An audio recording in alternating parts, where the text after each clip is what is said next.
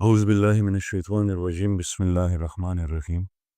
اگر تم سے کوئی پوچھے بتاؤ زندگی کیا ہے، ہتھیلی پر ذرا سی خاک رکھنا اور اڑا دینا۔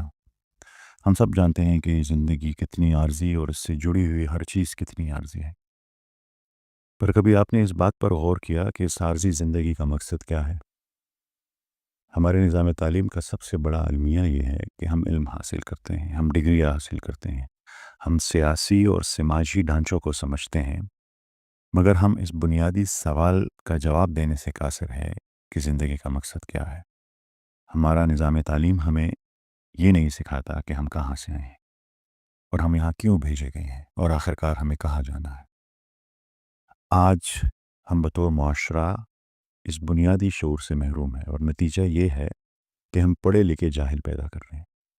مولانا رومی نے ہم جیسے ذہنی قید میں مبتلا لوگوں کو جھنجھوڑتے ہوئے کہا تھا، باوسعت ارض اللہ برحبس چچسیری، کہ اگر اللہ کی زمین اتنی وسیع ہے تو تم ایک قید خانے میں کیوں بیٹھے ہوئے ہو؟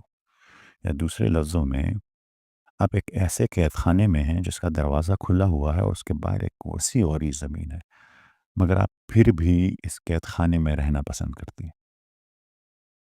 اہل دانش نے ہر دور میں ان سوالات کا کہ زندگی کا مقصد کیا ہے کا جواب ڈھونڈنے کی کوشش کی۔ علامہ اقبال نے اپنی نظم خضر میں فرمایا اور یہی سوال پوچھا کہ زندگی کا راز کیا ہے، سلطنت کیا چیز ہے۔ غنی خان بابا نے بھی اسی سوال کی تلاش میں مذہب اور فلسفے کو سمجھنے کی کوشش کی اور کہا، گر پیران میں ٹنگولی مذہبنا لٹولی چرتا ٹکے رنا نشتا بس کے سو پسی کسا موٹی خاورے نہ جوڑ شوے موٹی خاورے بجوڑے گم زدے ولی جوڑا ولم ساجت ہو ددیسا۔ مٹی سے بنا ہوا انسان ہوں، مٹی ہو جاؤں گا میں، مجھے کیوں بنایا، میرے بنانے کا مقصد کیا تھا؟ غرض یہ کہ جان کیٹس، ولیم ورڈزورتھ، سقراط، افلاطون، ارسطو تمام اسی سوال کی جواب کی تلاش میں رہے۔ ارسطو نے اپنے ذہن کے مطابق زندگی کا مقصد یوڈیمونیا کو قرار دیا، جو ایک یونانی اصطلاح ہے جس کا مطلب ہے حقیقی خوشحالی یا خوشی۔ پر ایک عام انسان کے لیے حقیقی خوشی کیا ہے؟ گھر، دولت، پیسہ، محبت، مگر یہ تمام چیزیں بھی تو عارضی ہیں۔ قمر جلال آبادی صاحب نے ایسے لوگوں کو جو ان چیزوں کو زندگی کا مقصد سمجھتے ہیں ایک خوبصورت نظم میں بہترین جواب دیا۔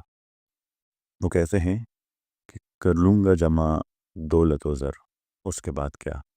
لے لوں گا شاندار سا گھر، اس کے بعد کیا؟ میں کی طلب جو ہوگی تو بن جاؤں گا میں رند، کر لوں گا میں قدوں کا سفر، اس کے بعد کیا؟ ہوگا جو شوق حسن سے راز و نیاز کا، کر لوں گا گیسوؤں میں سحر، اس کے بعد کیا؟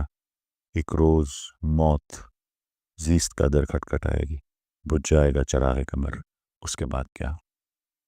اٹھی تھی خاک خاک سے اسی میں مل گئی، پھر اس کے بعد کس کو خبر، اس کے بعد کیا؟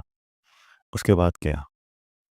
اب تک کے تجزیے سے آپ کو یہ اندازہ تو ہو گیا ہوگا کہ انسانی علم اپنی تمام تر قیاس آرائیوں کے باوجود اس سوال کا جواب نہیں ڈھونڈ پایا۔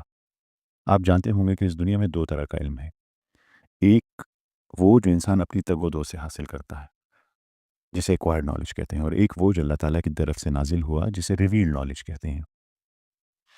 اب جب کسی سوال کا جواب آپ کو ایکوائرڈ نالج میں نہ ملے تو آپ ریویل نالج کا رخ کرتے ہیں۔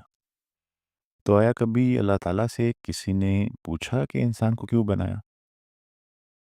یہ سیریز جو ہم نے شروع کی ہے یہ غور و فکر کے نام سے ہے، اور یہ آج اس کی پہلی کڑی تھی۔ دوسری کڑی میں جب ہم ملیں گے تو ہم اس سوال کو ریویل نالج میں تلاش کریں گے کہ زندگی کا مقصد کیا ہے۔